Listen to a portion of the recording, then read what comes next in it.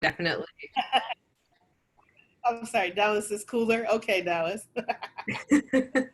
No, I was just going to say thank you. We're excited to have you on board. And then Dave started recording. So, all right. Next, I want to make sure that you all know there is no professional development or reflection next week because it is the 4th of July weekend. I don't know if y'all will have extensive plans because we're all in quarantine, but I hope that you still do something nice with your time. So, speaking of reflection, so I just want to make sure it's on all of your radars to sign up every week. So Lexi is going to be sending out an email. If there's a certain career advisor or success coach that you want to make sure that you meet with, please sign up early. The cutoff deadline is 5 p.m. on Thursdays. And just keep in mind that it does count towards your attendance if you do not show up. So keep an eye out for those emails. You need to sign up every week. All right, so then I want to give you all some quick mentorship updates.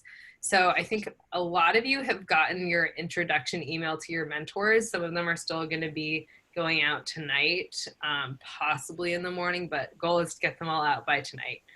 But yeah, all of you pretty much, I think, have 2 mentors, which is really exciting. So Jordan and I did a really, I think, a good job at assigning mentors to everybody and making sure that you all shared either personal or professional interests. I think that it'll be a great opportunity for you all to learn for all of you to learn from them. And I think it'll be really exciting. Your career coach or success coach will go into more detail about your mentorship meetings in reflection on Friday. But if you have any questions, feel free to let us know. All right, can you click the transition, Jordan? Okay, we have a meme for you all. Harry Potter at youth. Why did you join SummerWorks? Hermione, I heard you get $1,000. Harry, you have to actually participate to get the $1,000. I know we talked about this week, and I don't want to, belabor the point, but it's really important for us and for programming to hear from all of you and for you all to participate. And so to incentivize that, Dave has actually come up with something super fun for y'all. So I'm going to let him explain it. Hey, thanks, Zoe. So, yeah, the idea was trying to make the participation side of things fun, but also incite a little bit of competition between the success teams. And so what we've devised is kind of like a point system to track attendance and exemplary participation. And it's actually kind of funny that you'd use a Harry Potter meme here, Zoe, because it is loosely kind of based on the house points that got used in Harry Potter. But you're not going to have facilitators loudly exclaiming that you earned 10 points. But it should still be fun. And so there's going to be some short, like 3-4 week challenges that you work on in teams. Teams with the most points earn like smaller gift cards. And then we also keep track of points throughout the rest of the summer. And so the individuals that do well over the course of the rest of the summer, they'll be getting some slightly larger gift cards. And so you'll receive points for things like completing deliverables, participating in a small group session, attending all your required events, things like that. So should be fun. It's worth a try. So we'll see.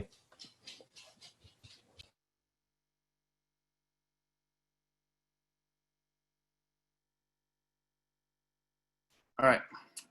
Now I'm going to go through the agenda with you guys real quick to see what we got for you guys today. So we're going to start out with a general communication workshop, and Dallas and Alexis will take you guys through a few different scenarios. And with those scenarios, like you guys will, they'll call on volunteers. Oh, this is a bad time, buddy. Calling you guys to volunteer to like participate in the scenarios. So be ready for that. And then after that, we're going to split up into youth choice workshops. You guys should remember that you got to be able to choose which ones you would prefer to go to. So yeah, one of them will cover email communication and the other will cover communication styles. And then finally, Jordan's going to take you guys through a public speaking and PowerPoint workshop. That should be really cool at the end. You can go ahead, Jordan.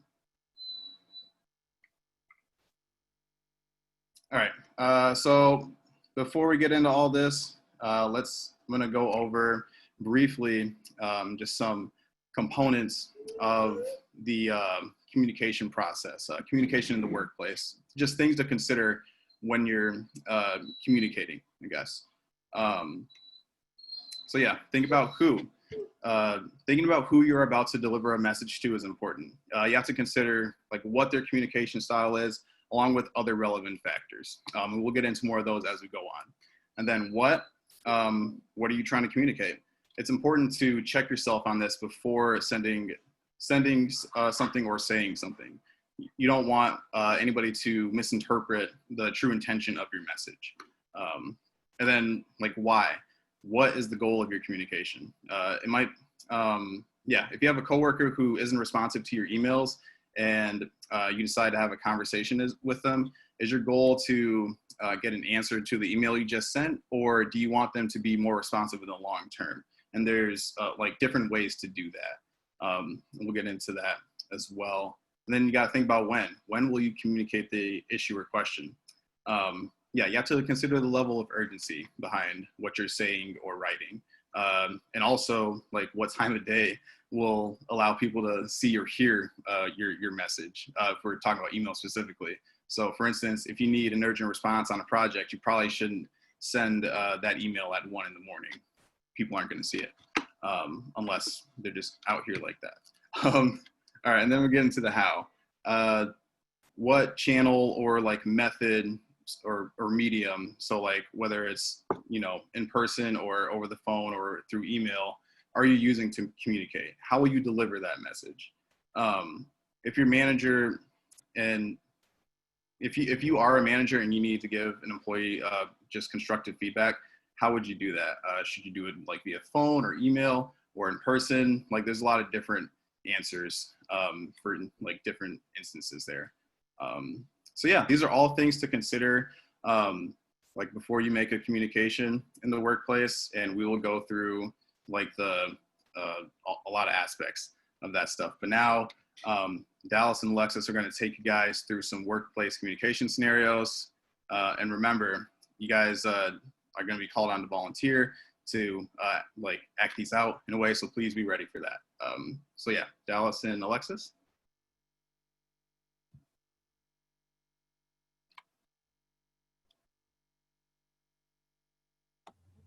My bad, I was muted. So folks, like Drew said, and a great way to start this off is yes, we are going to ask you to participate. Remember what we talked about last time?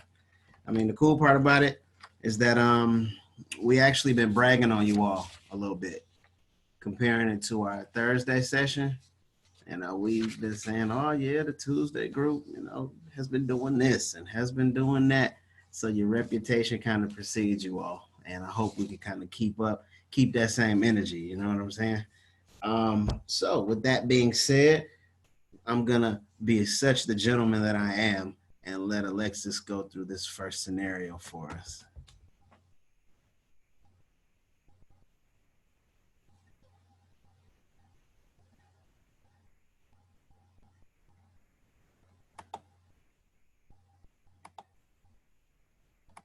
Are you muted, Alexis? You there?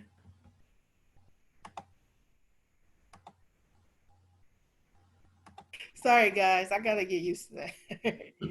Sorry. The situation. So this is a phone situation. You have just missed an important call with your supervisor for your position this summer. You call back at a later time, but the phone goes to voicemail. So I'd like someone to give an example of a professional voicemail, and then I need another volunteer to give an example of an unprofessional voicemail. And who would like to go for the professional? I'll go for the unprofessional. Okay.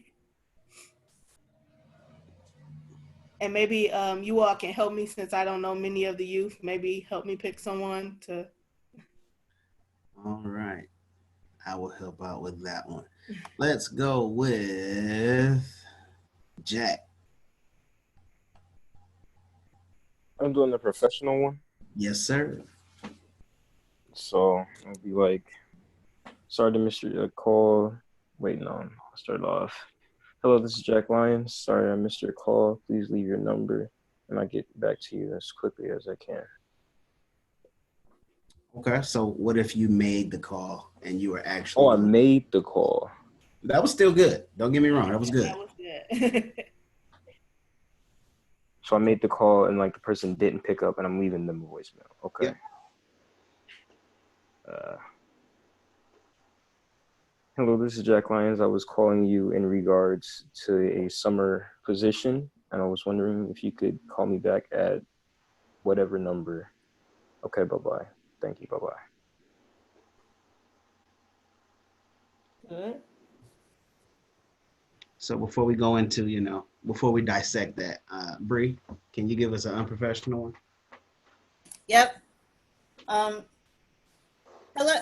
Hi, this is Bri. I'm not available at the place and time, but I would like for you to leave your name and number, and I'll get back to you as soon as I get done doing what I want.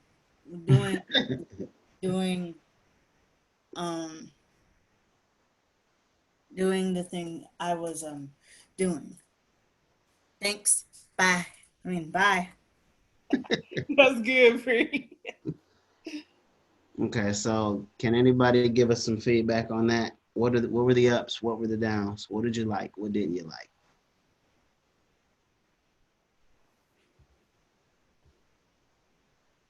All right, we're gonna go with, because we have so many people volunteering. About Ibn, I think I saw you come off mute. I got you. You caught it. Yeah, I was thinking about something, but I was like, hold on. I was like, that's probably not right. So I'll put me back on mute so I can rethink.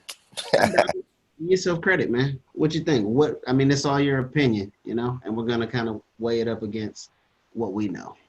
So what'd you like about it? With the professional one, I was like, I like how he did it, how he said his name and how he was trying to reach out for the summer job and how the person didn't call.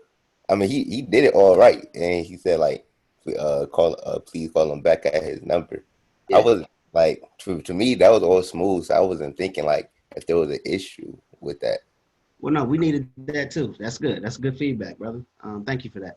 Somebody give me something about Brianna's. I'll go again, I guess. I appreciate you, brother. Thank you. Go for it. If I was the person and I heard Brianna's voicemail, I wouldn't even call her back. I'd probably block her number. I wouldn't go that far, but I get your point. That just means she did a really good job at giving her. Yeah. And that's excellent. Okay, so, for sake of time, we can go to the next slide and Alexis will follow up. So some of the best practices when calling, prepare what you are going to say before you call. I personally do not like voicemails. I'd rather hang up and call right back, but it is good to prepare first. When answering the phone, state your name and the organization and observe your supervisor. So at Michigan Works, we definitely have to do that. When we pick up, we say, hello. I say, this is Alexis Smith, Michigan Works, and then proceed with the call. Leaving a voicemail, you want to give your name. So who did the professional one? What was his name? Jack? Who did our example? Yes, that was Jack. Yep. Jack, you did really well with that. And you give the reason for calling. You want to speak clearly and leave a callback number.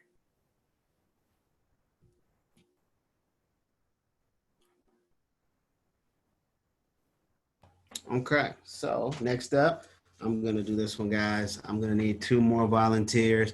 Will walk us through corrections to the following example email. I'll read it. Subject, late, body is one. This is Dave. Happy birthday, Dave. Gonna be late today. So somebody, couple people, walk us through some corrections, please. The subject needs to be capitalized. Okay. What else? Also, there's no like ending like thanks or sincerely. or my apologies when they state their name. Good deal. I also saw that this was written before Dave started, but it doesn't matter. We're picking on Dave because it's his birthday. So this is all about Dave and his co-ballers. Somebody else give me something else. Give me something else to talk about. What's wrong with it? Where's the body? There's no body, and well, the body is there, but it's real short and simple. I see that we've got some in the chat. Thank you. That was RJ, right? Yep. I've got something. Go for it, Josh. Is they didn't explain why he was going to be late. He just said he was going to be late, and that's it. Good deal. Josh is a pro at this, folks. So, listen to what he says. I see a lot of In the chat, they said some good stuff. Someone said you should always greet the person. Subject needs to be more clear. They just put late. Yep, those are all good answers. Good deal. Next slide, please. So for best practice, proofread. Because had they looked at it beforehand, maybe even had some extra eyes on it, they might have caught these errors. Hopefully they would have caught these errors, because if they didn't, then maybe we weren't doing our job correctly with all of these developments. But emails are not text messages. They're emails. They're structured completely different. Sometimes we get caught up in the shorthand of a text message and it just kind of comes naturally. But we need to make sure we're careful with that. And again, proofread. Is the email right? Or is an email right in this situation? Do not write anything if you wouldn't want others to see it. So being late, if done at the appropriate time, yes, an email would work, because sometimes we have to do that in my office. If I know I'm going to be absent on a particular day, or if there's a long enough stretch of time to where the message will be received in a timely manner, sure. If it's a bit of a shorter notice, an email may not be the best route. But try to unplug once you finish work. Adjust your expectations according to the situation. And when responding to an email, do it as soon as you can. Within 48 hours is standard. And that's good to know, because I'm learning, because they tell me 24, and sometimes I like to be lazy, but don't follow my lead. That's just me. Next slide, please. All right, so this is another scenario. This is in person. You forgot to fax an important document to your supervisor. You are now putting away some office supplies, and your supervisor approaches you and asks you about the document. You feel like the supervisor was rude. How do you respond? So I like 2 volunteers. One person to give a professional response and another to give an unprofessional response. Could we have 2 different people volunteer this time?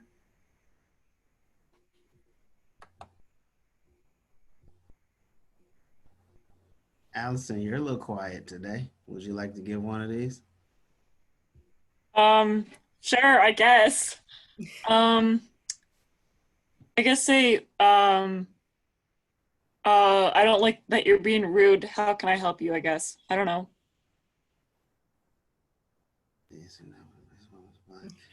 That's your professional. So they come over and say, Allison, did you fax the document? I need you say, I don't know if I did, but I can do it better. I don't know. No, that's a good try. That's good. Yeah, it's all a learning curve. So next on my screen, I have Cameron next to Allison. Can you give us some input, please? That was rude how you said that. Yeah, I don't know. Okay, we're getting there. Thank you for giving me some input. How about Patrick? Patrick, what do you think?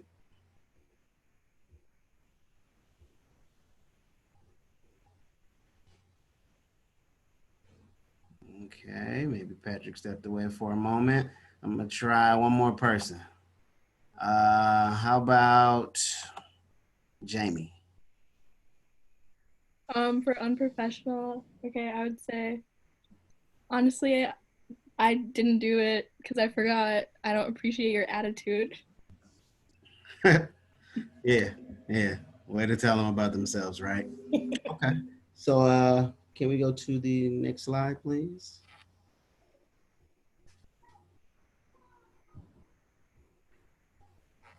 Alexis, I think this is you. Sorry, in-person best practices. So you want to be active and engaged when listening. Consider how you want to present yourself. Do not listen with intent to reply, but listen with intent to understand. So in that scenario, possibly the supervisor didn't mean to be rude. They were just saying, hey, you forgot to do this. And a good response would be, you know, I apologize. I can do it now, or I can do it right away. I can do it after I finish the job that you're currently doing.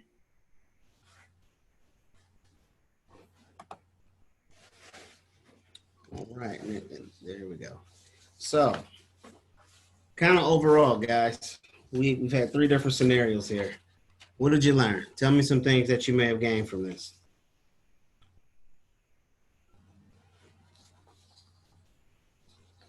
Anybody? I was good to leave your number in a voicemail. Good deal. Because if they don't, how we gonna reach you back? What if I didn't have caller ID? You know, once upon a time, guys, it didn't exist. I'm sure you all know that, though. What else? To learn that you should not be rude to someone else. If they are trying to treat you rude, you should say like, "Oh, I don't accept your rudeness. I don't want you to be rude, ever. I don't know," but just like try to be honest and not so rude. Right. Right. I see Brianna said no long drawn out emails and be specific. All right. So that's good. I think that was 3 for us right there. So somebody tell me, how can you apply what you've learned to the workplace?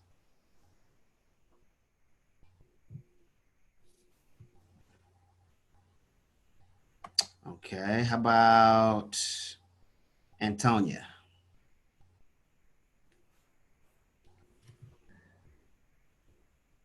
I can apply what I used, what I learned in the workplace.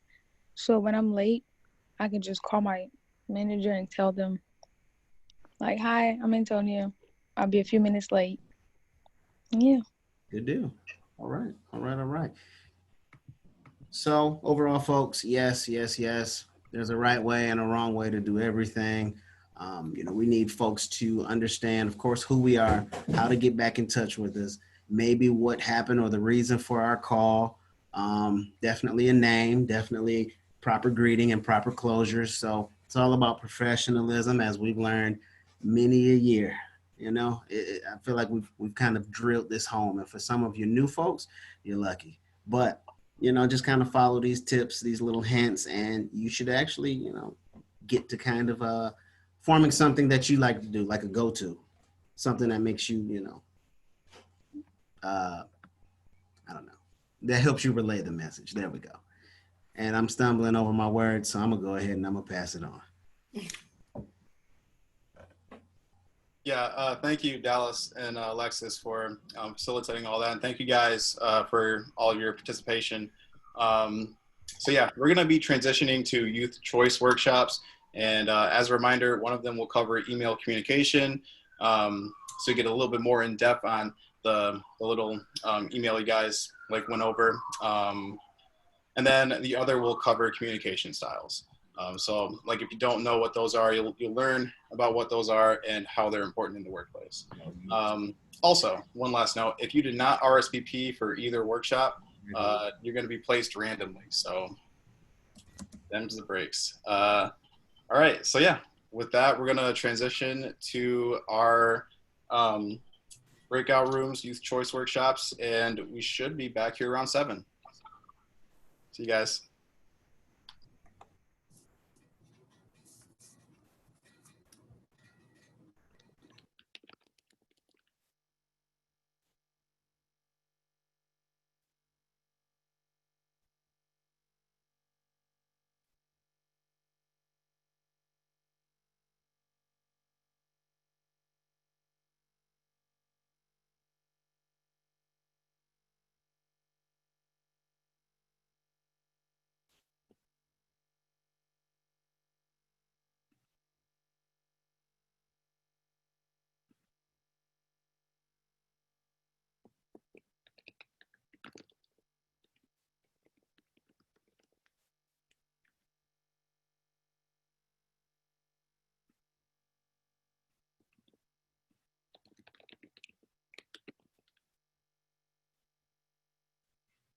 y'all are still here, you should be in a breakout room. Did you get an invite to join a room? No, I didn't get an invite. Okay, hold on one second, Avery. I didn't. I don't think I got an invite either. Oh, let's see. All right, hold on. I like your hair today, Zoe. It's pretty that way. Oh, thanks, Bree. I appreciate that. Okay, let's see.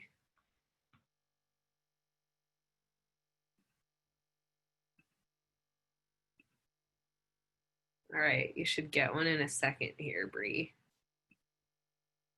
And then Aaron.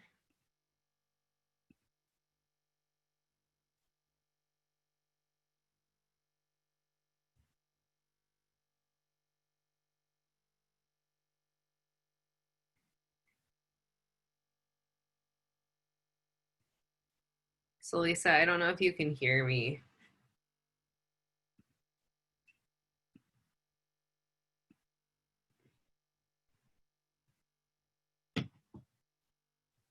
Okay, so Lisa figured it out. Safa, are you okay? Patrick?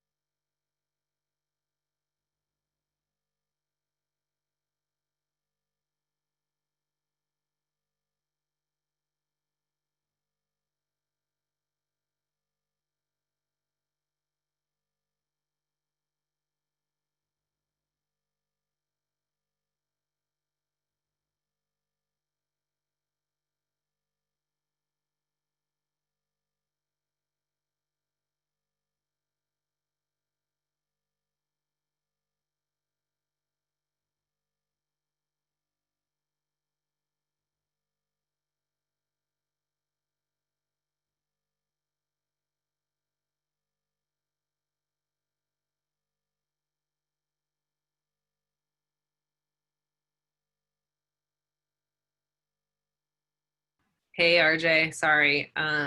Looks like, were you having audio issues? Yeah, I was. Okay, hold on. Let me move you Back, you were in communication styles, right? Yep. Okay, cool. I'll move you back. Thank you. Yep.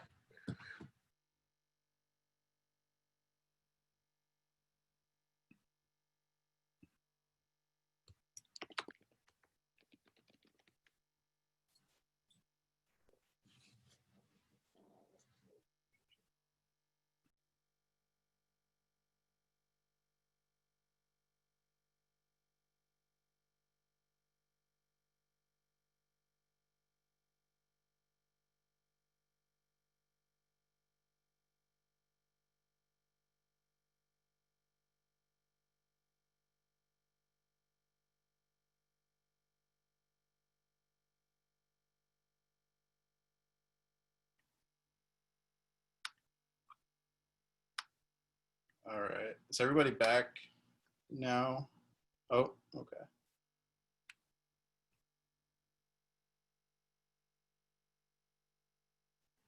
They should be in like 20 seconds though. Okay.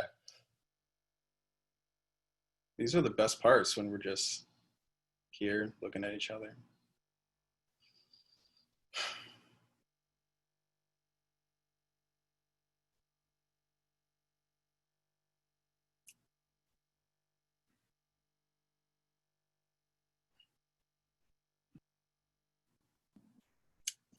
All right, it looks like we're getting everybody back. Sorry, Drew, were you gonna say, go ahead. No, I was just gonna transition. I was gonna hand it off to you, but you can just like take it too. That works. All right, sounds good. Sorry, y'all are stuck with me for the last 28 minutes of our time together. So I know we've been sitting for a minute. I would love for everybody to just like get up and stretch for a second. I'm gonna do that. I'm probably gonna stand actually while I present to you all. Yeah, see, love it. I love that Josh and Bree left their cameras on so I can see that they're stretching. I'd love to see more people's faces if you all are comfortable. Makes it easier for me when I'm facilitating. Can I at least get a hey? Hey. Hello. Hey. Thanks, y'all. Yes, I also appreciate the claps. Thanks, Avery.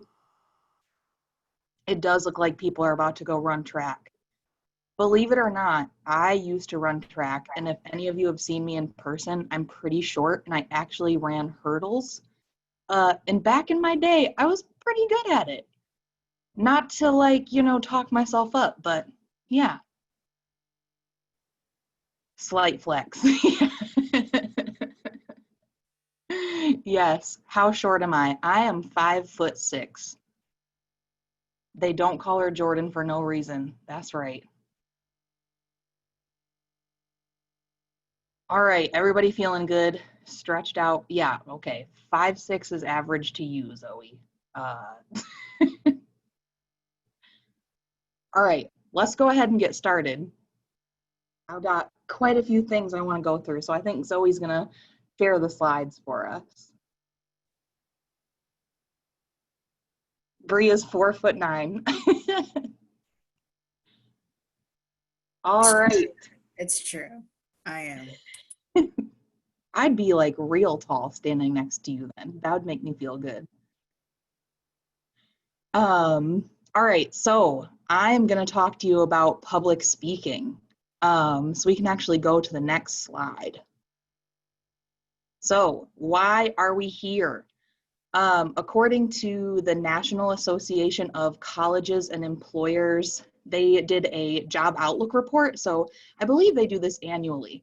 But essentially they go through and they survey a ton of employers about what they're looking for in candidates for their jobs.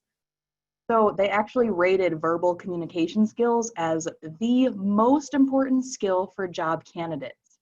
And public speaking, yes, that is former President Obama himself in the flesh. Public speaking is a huge part of communication, right? And the thing is, we can all get better at it. So that's why we wanted to talk to you about this tonight. We can go to the next slide. Oh, and I didn't get this link ready. That is my bad. If anybody's like real quick looking up YouTube and they want to share this link for me, that'd be great. But I have in the background a former SummerWorks participant. His name is Chase. He is a fabulous public speaker if I have ever heard one. He gave a speech at one of our events 2 or 3 years ago at this point that we use for a lot of like our trainings and stuff like that. Yeah, I'm sure some of you that were in the program remember him or probably remember the speech that I'm talking about. But the good news is public speaking is definitely a skill. It is not a talent. So what I mean by that is that it's something that you can really develop and build up over time with practice. It's not just this, you know, innate quality that you either have or don't have. So today we're going to go through some tips and strategies for helping you build those skills and then flex your public speaking muscles a little bit. So we can go to the next slide and I'll cover the agenda. So we've got a few things, but lots of content. We will talk about fear in public speaking and, you know, strategies to kind of alleviate some of the stress that you might feel around it. We will talk about what makes someone a good public speaker, and I'll ask you all for your thoughts and feedback on it. Then we'll go through some tips and strategies for how you can really hone and build that skill. And then we'll kind of wrap things up talking about how you can use PowerPoint as a tool for public speaking. All right, we'll go to the next one.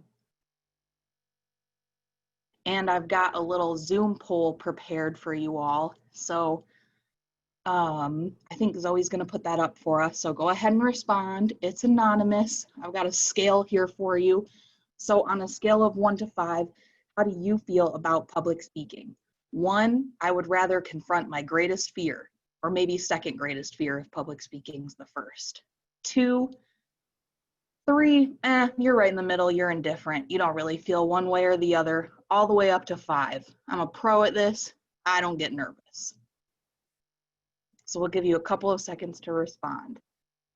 But basically with this, just wanted to highlight like some things that are commonly felt. I still feel some of them, but you know it when you feel your heart fluttering a little bit, maybe your hands get a little clammy, body shakes a little bit. Personally, my mouth gets pretty dry, so I like to always have water right next to me. All right, it looks like most people have voted. There's just maybe a couple folks left. We're pretty spread out, actually. 3 of you so far think that you're professionals. So I'd love to hear from you during the session about some of your tips. All right, I think we can go ahead and close the poll. It looks like most people. So you can see, so we've got a tie for 2 out of 5 and 4 out of 5. But like I said, we're all across the board. Apparently there's only one of us that said they'd rather confront their greatest fear. I don't know. I think some of you might be bluffing a little bit, but that's okay. So we can go to the next slide. All right, so those of you who don't feel great about it, you are not alone. So this is a poll from the Washington Post where they asked people what their greatest fear was, and you'll see public speaking is right up there at the top above heights, bugs. I hate spiders. There was a point where public speaking was more though for me than spiders. Oh, okay, so Ibn was one of the pros I see. All right. Drowning, all of that. So it's very common, right? I've actually also seen a poll where public speaking, more people were afraid of public speaking than they were of dying. So there you go. There's a lot of people that would literally rather die than have to speak in front of a group of people. So it's normal, right? I too still get pretty nervous, and I've been public speaking for quite a long time considering my relatively short life. I have facilitated workshops with over 300 people in them. I've given like countless presentations throughout my undergrad and graduate degrees. And for the last 4 years, you know, I've been doing this for SummerWorks. And I still get nervous to speak in front of people. Okay, that is not a slight flex. It's me saying I still get nervous. So I have a little quote here. There's only two types of speakers, those who are nervous and those who are liars. I guess Ibn would probably disagree with me. All right, we can go to the next slide. So I've got some strategies here to kind of help alleviate some of that anxiety you might be feeling around speaking in public. So my first note is just that, you know, when you're listening to someone or watching someone public speak and they seem super relaxed and like it just comes so naturally to them, a lot of that just means that they're super prepared. And so I've broken it down into different pieces. So the first thing is before, as in like right away, as in as soon as you find out you have to speak in public. These are things you can do. So the first thing is practice and start small. So starting small, you know, in front of just a few people, your friends, your family, whatever, that can be a really great way to kind of ease the nerves and help you get comfortable. So find people to practice on. And pro tip, SummerWorks, yeah, these webinars that we do every single week now, that is a great way to do exactly what I'm talking about. So speak up, practice, get the nerves out that way. Know how your body responds to stress. So this will help you figure out kind of what to include in your preparation routine. So like I shared, you know, I know my mouth gets pretty dry, so I always have water and I try to hydrate before, you know, I have to speak or give a presentation. So recognizing that can be really helpful. Don't try to memorize every word. I guess some people might consider this a preference. I don't find it helpful because to me, when I know that I lose my place, I get more stressed out about trying to pick up where I left off than I do just moving along with the speech. And then we've talked about this with interviewing too, but make sure that your attire suits the event. So you'll feel more, you know, comfortable and confident when you feel like you look great. So then we've got right before, as in like 15 minutes or so, day of the event. You want to get familiar with the space. So if I've never been there before, I like to get there ahead of time and kind of look at the room, get a feel for where things are at, and know what it looks like kind of standing at the front of the room. And it helps me feel more confident, you know, in the space once it's sort of go time. And then compose yourself. So do whatever you do to pump yourself up and get centered. If we have any athletes in the room, think about, you know, what you all do like before a sporting event. It could be that power pose we talked about, just taking a few deep breaths. This sounds kind of cheesy, but maybe you have like a quick mantra that you can say to yourself. And then I also put be bold. Thanks at Dave and SummerWorks for including this in our acronym last week. But what I mean by this is project confidence. Like we talked about, go beyond your comfort zone and picture yourself as someone who can public speak. And then again, I have hydrate, so drink plenty of water, just make sure that you don't over caffeinate. During, again, like you don't want to be reading a script word for word, stick to your timing. So again, another thing that stresses me out is when I realize, oh, I have 15 minutes of content to get through and 5 minutes of presentation time. And again, like this comes with practice. So then I have move beyond the podium. So, you know, not all spaces might have this, but most of them have some type of like speaking podium. I don't like to stand behind it. I feel a lot better and more natural when I'm sort of moving around a little bit and engaging with the audience that way. Smile, that one's self-explanatory. And be yourself. So add your own kind of personal flair and just act naturally. So, you know, you all, your voice should be heard because each and every one of you has something important to say. And then after, a couple quick things. One, pat yourself on the back because you did it, no matter how nervous or anxious you felt before you got up there. And then keep public speaking. So take literally every opportunity to speak that's offered to you and ask for feedback. All right, we can go to the next one. Okay, so remember at the beginning when I said public speaking was a skill? Well, the other news is you're going to use it your whole life. So I have some examples here just to highlight how common it is in ways that we don't usually think of it. So there are speeches, which is honestly, I think, what comes to mind for most people. So there's informative, like the one that, you know, I'm giving, and every week when we do professional development, there's persuasive. So think debates or political speeches. And, you know, for some people, this might also look like when you go home and talk to your family at Thanksgiving. Can get a little heated maybe.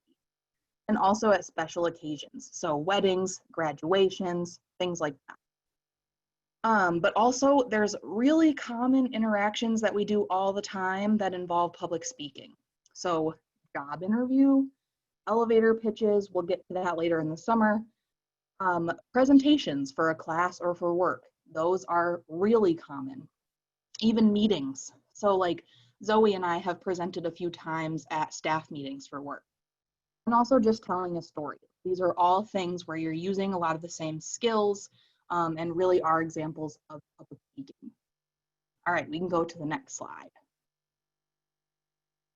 All right, so really quick, I'd love to hear from some of you. We're going to talk about what makes someone a good public speaker. So either through the chat or by taking yourself off mute, tell me about the best speech you've ever heard in a few words. So describe that to me. What made it a good, compelling speech?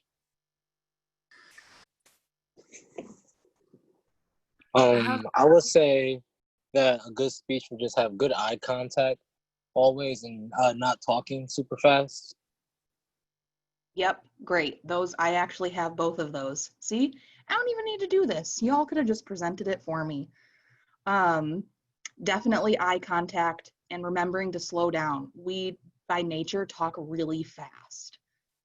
I see Dallas put Chase Wilder. Yeah, that's how I'd describe the best speech I've ever heard. All right, let's see. What else do we have in the chat? Engaging with the crowd. Yep, that's big. Bree, love it. Don't rush. What'd you say, Jack? Good body language and like good hand gestures.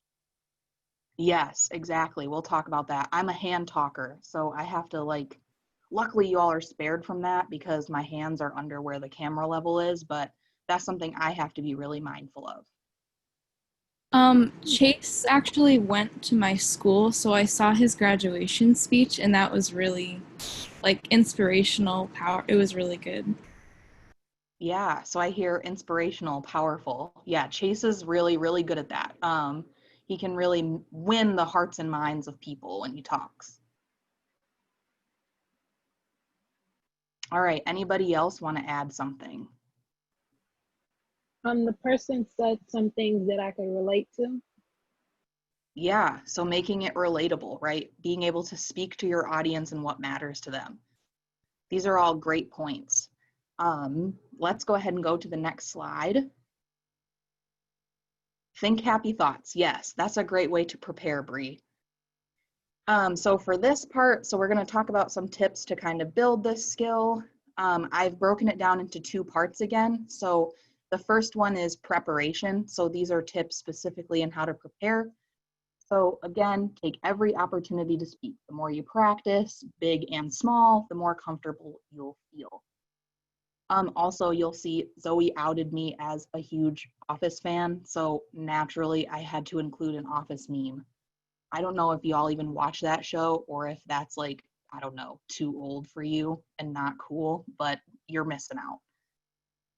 Know your audience. So we just talked about this, right? Being relatable. If you're speaking in front of people, there's probably a good reason for it. So think about who you're speaking to and what they need to take away. So for example, like we tailor our presentations to all of you. I would probably not be using memes this much if I was presenting a meeting at work. Stretch your public speaking muscles. So before the event, do this by practicing, again, like just like the interview, in front of a mirror or with family and friends is really helpful. Jack, you talked about this, so practice body language and movement. So again, like this is where the mirror comes in handy because it's hard, or watching yourself if there's a recording or something, because it's hard to be self-aware and kind of know how you're acting in the moment. Mentally prepare. So we talked about this. Find a pre-speech routine that works for you and stick to it. Know your material. So make sure you know the ins and outs of what you're going to cover. If you have to give a class presentation on the effects of climate change on polar bears, you probably need to do your research and write down some talking points, right? All right, and then structure your speech. So we're actually going to go into this on the next slide, so I won't say too much about it now. And then create effective PowerPoint slides if you're going to use them. So it can be a great tool, but only when you use it correctly. I've also seen it go horribly wrong. So we'll end the session talking about best practices for that. We can go to the next slide. So structuring your speech. This is an actual depiction of how I tell a story versus how a normal person tells a story. So, but that's how I'd like you all to think about it. Think about it like a good, well-written story. It's really helpful if you create an outline. And just like a story, it needs to have a beginning and a middle and an end. So I think this is a helpful breakdown. 10% introduction, 80% main argument. You probably want to have some evidence to back up your claim, whatever that looks like, and 10% conclusion. You don't want to spend your whole time like getting to the point in your introduction and then not having any time to actually make it. The other notes I have on here are just asking yourself, what's the punchline? So what do you want your audience to take away from your presentation? I usually make each of these as like a key takeaway, a section in my outline. So for example, the key takeaways I had for all of you, I actually put on the agenda slide for when we first got started. So that's how I like to structure things. And then just make sure you include the right content, right? Everything in your speech should be related to the topic, help you make your point and back up your claim. And this goes for like visuals and charts and images you're going to use as well. All right, we can go to the next slide. So the next piece I have, so we did preparation, now we're talking about delivery. So yeah, that's me. Literally don't know what to do with my hands ever. They just kind of flail around a lot. So we talked about this, right? Slow down. You all talked about it. It's easy to talk really fast, even if you don't realize it. So make it a point to take pauses, like especially after you kind of hit on a key point of your presentation. And just, you know, remember to take deep breaths. It also helps you kind of control your nerves. We talked about eye contact, so it's super important. It doesn't matter how big the room is or how many people are in the audience, make eye contact directly with as many people as you can and not just the people in the front row. It helps people feel engaged and like you're talking to them. All right, command the space and project confidence. So we talked about this, but basically just get out there and own the room. Even if you're terrified, fake it till you make it. Don't read a script. So again, I think it's better to go from an outline with key talking points or notes rather than a fully written speech. Avoid improv. So Ibn, no matter how good you think you are, don't go out there and completely wing it, all right? Make sure you're preparing well in advance. I've seen things really fall apart when someone's like, I'm gonna wing it, including people who are in my group for a project. Engage the audience. So you all touched on this a little bit too. It doesn't need to be a monologue. So depending on the event, you can add in questions, you can add in talking prompts to get people sharing, and then making eye contact is another great way. You can ask for nonverbal responses like, you know, raise your hand if this applies to you, whatever. Use emotion and or humor. It's definitely my thing. I always try, although sometimes I'm sure you don't think that I'm funny. So no matter what you're talking about, there's always a place for humor or emotion or both. So people don't always remember every word of what you said. A little cheesy, but they do remember how you made them feel, right? Stick to your allotted time, which is what I'm trying to do at this current moment. It's part of preparation. So when in doubt, try to go under the allotted time, right? Not over. And then ask for feedback. So most people don't like to do this. It can be a little uncomfortable, especially if it's constructive, but do it. It's how you get better. That's why we send you all exit tickets. All right, we can go to the next slide. So this one's got a couple animations, Zoe. And any of you who have done the program before, I'm going to ask you to help me out here. We got 3 last things to remember for delivery. All right, so the first one is go ahead, Zoe. Intonation. Oh, Oh, sorry. you're close, Devin. You can click, Zoe. Articulation. All right, Devin, what's the second one? Tone. Yep, you had it, intonation. Oh. And then does anybody know the third one? Is it pitch? It is pitch. Shamar's not here, but he'd be so happy, which is why I have this little picture of him. So Zoe, you can click again. So remembering articulation, intonation, and pitch makes Shamar happy. Articulation, that's expressing Hold on a yourself second. Is clearly. that Shamar? It is Shamar from an event a few years ago, right before he got pied in the face. So articulation is just expressing yourself clearly, right? And getting your point across. Intonation is like variation in your pitch. So for example, like how you just state a fact versus how you ask a question and what that sounds like. And then pitch is just the level of your voice when you stress different words or syllables. Shamar would be so proud. All right, we can go to the next one. So I've got a summary here, just a basic checklist of things to ask yourself when you're preparing. So who's my audience? What's the question I need to discuss? What's the story I'm going to tell? How am I going to engage my audience? And what is the punchline? All right, we can go to the next slide. I'm speeding through this, y'all. I may need like a couple extra minutes of your time. I'm so sorry. This is like the worst thing ever to be doing in a public speaking presentation. So using PowerPoint as a tool for your presentations. So before we even get started with talking about it, we need to cover a few things first.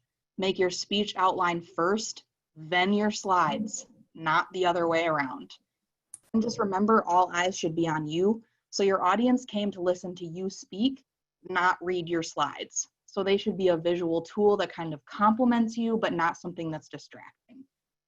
And so best practices for this, I actually have a resource.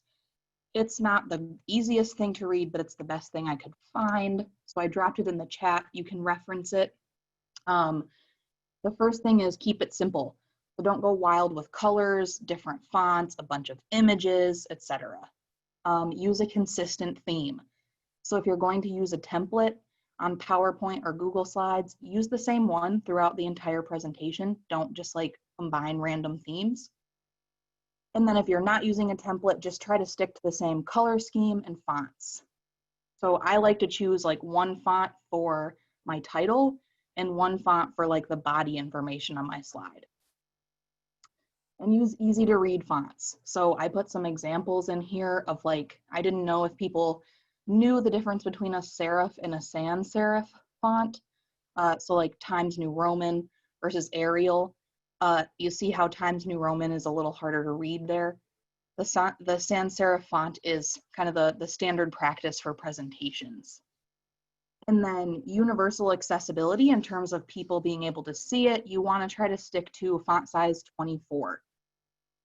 And then be mindful of contrast. So you don't want to put things on a background with like a colored font that are really hard to distinguish between.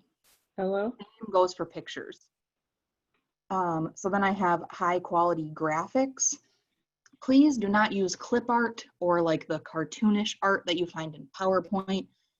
And don't copy like a small, low resolution image from the internet and then stretch it out to fit your slide.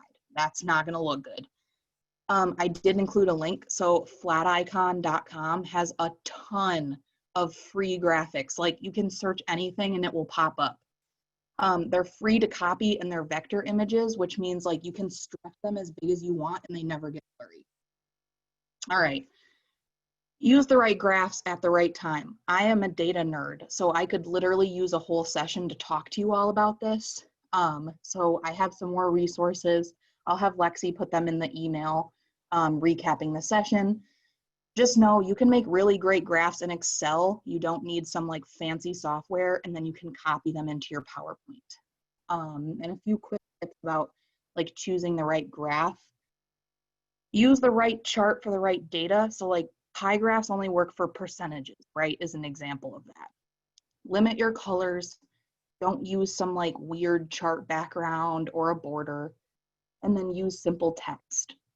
And don't use 3D. So I have an example of that, but it's actually very hard for our eyes to detect differences in sizes when something is three-dimensional.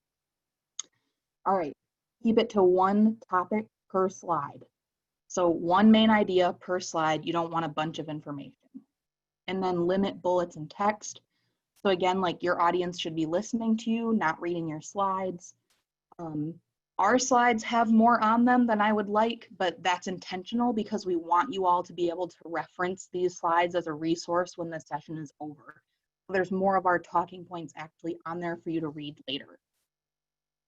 And then you can use audio or visual, but when appropriate. And if you're using a video, try embedding it directly on the slide. And then the last thing, just don't be extra, right? Don't use a bunch of images, weird colors, and animations in transitions. It's distracting. And use your PowerPoint as a visual aid, not something that takes over your whole presentation. All right, so for our last couple things, I have some examples of really terrible slides, and then I attempted to remake. So we're gonna go through each one, and I'll just ask for a couple of people to respond. And letting them, just sharing like what's working or what's not working about them. And then I promise we're done. So we can go to the next slide. So this is the first one. It's a bad slide. What is bad about it? Too much information. The font is small. Yes. And the font is small because they've packed literally their whole report onto one slide. So yeah, way too much information. Font is way too small. Anything else? The image they included is also small. Yep. The image is very small. The background doesn't match. It's one of those cheesy cartoon pictures, right? That I just said not to use. Anything else? The graphics are really ugly. Yes, that's a great way to say it, Marlena. It's just ugly. Yeah, Drew's like, I didn't even notice the small image. That's because there's so many words. All right, drag the maker. Yes, so did the whole internet, so that's okay. All right, let's go to the next slide. So I redid it. What's better? And if it's not better, you can say that too. My feelings won't be hurt. You summarized the topic they were talking about. Yep, so I tried to pull out a couple of key points, right? The main takeaways. The image is bigger. Yep, it is. And it's a real picture. The image relates.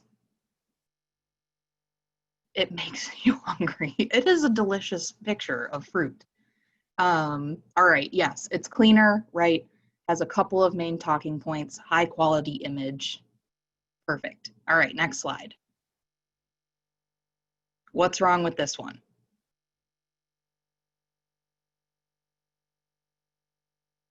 Font is small. The font is very small. Yes, it doesn't make sense. Thank you, Allison and Alexis. There's no order. Exactly. How do I know? What am I supposed to do first? Like, if I was following this, the person would not make it. Like, I have no idea what I'm supposed to do. All right, great. We can go to the next slide. What's better? The orders are clearer. Drew says everything. Thank you. Yes, the order is clear. There's less words. Also, the little number icons that I have there, they came from Flat Icon, so make sure you use it. Yeah, it's not blurry. Yes, perfect. The main thing was like the order and it being too much information, right? All right, and we can go to the last bad example. What do you think? Who have I not heard from? How me is what's wrong with this one is that this pie chart kind of takes over most of this slide, which I think what the problem is. And Yes. and it's like, and it like looks like it's, and you like can't like see it very well. Yeah, it's a huge chart and I don't even know what it's saying.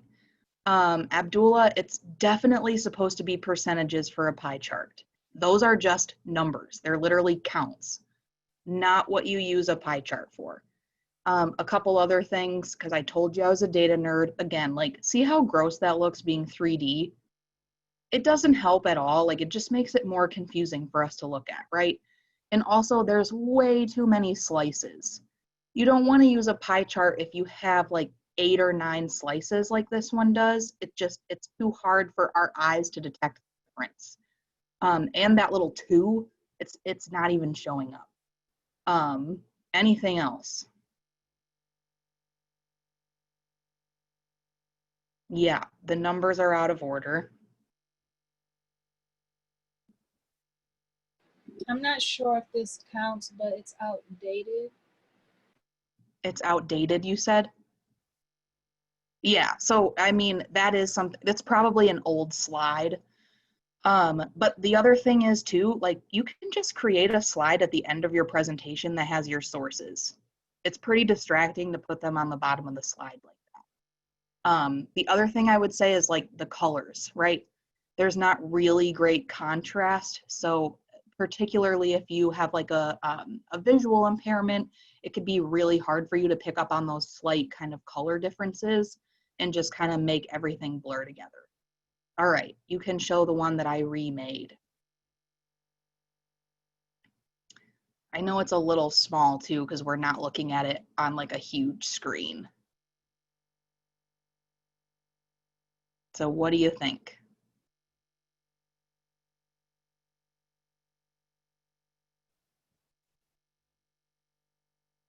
If it's just as bad, you can say that.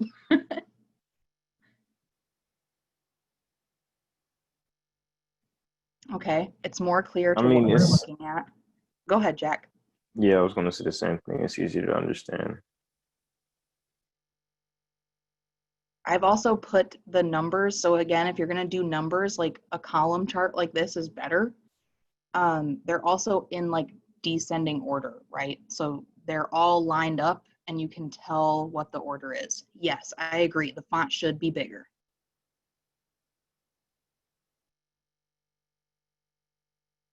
All right. Well, I won't belabor the point. So we can go to the next slide. So the last thing is in preparation for reflection on July 10th, so not next week because we don't have it, but we are asking you all to create a quick PowerPoint. So you can use PowerPoint if you have it or Google Slides. They both have a lot of the same features. They're just as easy to use. You're going to create a real short PowerPoint about you. So give it a title slide, put your name on there, include your learning goals. So what did you want to get out of the program this summer? Talk about your career interests and then include something for your other interests and hobbies, things like that. And some of you will actually be asked to share your slides in your small group reflection. So great way to practice some of those like PowerPoint tips and public speaking in a small group. That's all I got for you. So I'll stop talking now. And we'll stay on the line as usual for questions. But thank you all for listening and for letting me go over. Hey Jordan, will we be doing the PowerPoints like we did last year? Like I like when I first started, I had put Tom Bergeron's name on there. You could put, well, I know that he's a thing of the past for you, but yeah, if Tom Bergeron is like one of your personal interests there, or you love watching Tom Bergeron on Dancing with the Stars, then you can include that. But yeah, it's sort of similar to the PowerPoints we had you all make last year. I see. I saw something about how do we send the PowerPoints, Jordan? Sorry? How do we send the PowerPoints once we've done the PowerPoints? I don't think it's something they need to send in, right, y'all? You should just have it ready for yourself. This isn't one of the like required deliverables that you have to do for your stipend. It's just kind of for the okay. extra practice. So just Okay. have it ready for yourself, but you don't need to turn it in. Okay. Oh, I see RJ got Deontay Wilder instead. We'll send the link in the recap email. It's a pretty good speech. All right. If there aren't other questions, y'all are free to go. Have a great little break. You too.